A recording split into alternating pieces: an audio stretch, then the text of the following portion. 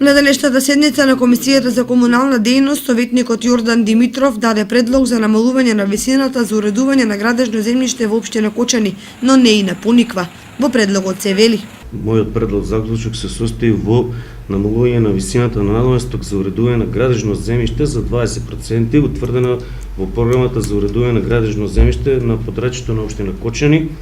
за 2014 година за објекти со намена домување и комерцијално дејности, освен за викенд куќите на спортско-рекреативно центар Пониква, и ова да важи заклучно со 31 мај 2014 година.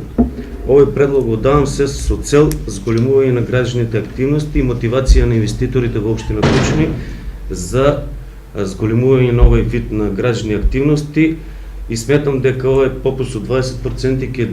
биде добро прифатен од граѓаните и инвеститорите во општина Кочани и дека ќе имаме поголем број на активности во овој сегмент. Комисијата овој предлог на Димитров го прифати со заклучок да му препорача на Советот на општина Кочани на седницата во петок да донесе позитивна одлука.